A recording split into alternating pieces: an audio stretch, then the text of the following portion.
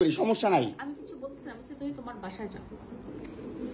বাংলাদেশের আইন কতটা জঘন্য হইলে এর মতো একটা মহিলা ধর্ষণ মামলা আমাকে দিতে পারে?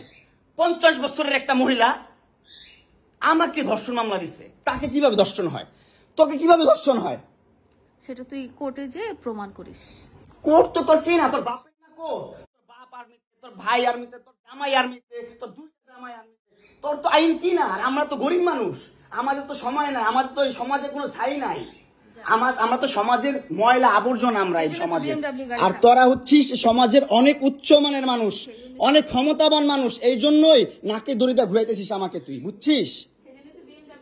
হ্যাঁ, বিএমডব্লিউ নিয়ে যোগ্যতায় চালাই, তোর টাকা দিয়ে চালাই না, নিজের যোগ্যতা চালাই, কামাই করে চালাই। হ্যাঁ, বড়লোক হইতে পারবো না? কোথাও লেখা আছে গরিবরা বিএমডব্লিউ চাইতে পারবে না, গরিবরা বড়লোক হতে পারবে না? কোথাও লেখা আছে? হ্যাঁ, কোথাও লেখা আছে? নাহলে ওই মেয়েদের বাসায় যাও, নাহলে নরসিংদী যাও, যেখানে যাচ্ছিলে সেখানে যাও। তোমার কাপড় চোপড় নিবা? অবশ্যই নিব। দাও, ব্যাক করে দাও। এই হচ্ছে অবস্থা। বাসায় ডাইকাই না, পুরো বাইন ডাকে, মানুষ ডাকে, মোবাইল থেকে ডাটা ট্রান্সফার করে। এই ডিভোর্সি মহিলা, সর এখান থেকে, সর। ছোট লোকের বাচ্চা, বাচ্চা, জানোয়ারের বাচ্চা। সংসার করতে পারস না? কি সংসার করবি তুই? দুইটা ভালো পরিবারের সংসার করতে পারস না, জানোয়ার কোথাকার। দুইটা ভালো পরিবারের সংসার করতে পারস না তুই, জানোয়ার কোথাকার। স্টুপিড কথা। তুই আমার ডাটা ট্রান্সফার কেন করবি তোর মোবাইলে? তুই আমারে অজ্ঞান করে আমার মোবাইল থেকে ডাটা ট্রান্সফার কেন করবি তুই? স্টুপিডের বাচ্চা, জানোয়ারের বাচ্চা। তোর বাসায় এনে কাজের লোক ডাকা আনিস আবার, জানোয়ারের বাচ্চা কোথাকার। তোর বাসায় আমি আসতে চাইছি কখনো? তুই আনবি কেন তোর বাসায় আমাকে? তুই আমার মোবাইল থেকে আমার ডাটা ট্রান্সফার কেন করবি তুই, জানোয়ারের বাচ্চা? আমি আমার ফ্রেন্ডের সাথে ঘুরতেই পারি, আমার স্বাভাবিক। তুই ওই ভিডিও ফটো কেন তুই তোর সাংবাদিক বন্ধুদেরকে দিবি? স্টুপিডের বাচ্চা।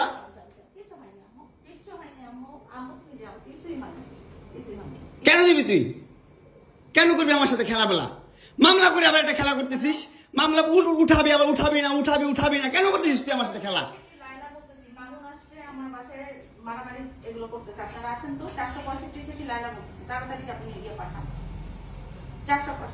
এই যে ওর বাসা নাকি মারামারি করতেছি। মামুন আসছে, মামুন এসে এখানে মারামারি করতেছে, তাড়াতাড়ি আসেন।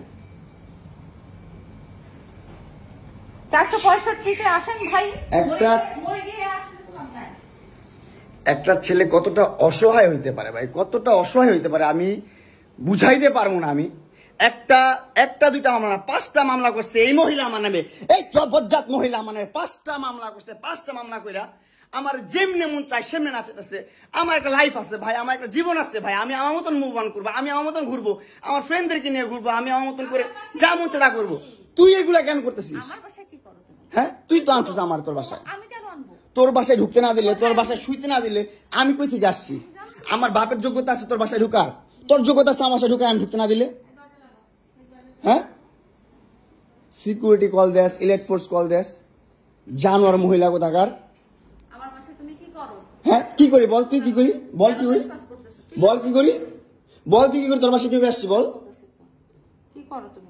বল কিভাবে আসছি? তুমি জানো তুমি আসছো কেন আমার বাসায়? তুই বল। তুমি যদি আমার কিছুই না, আমার বাসায় কি করো?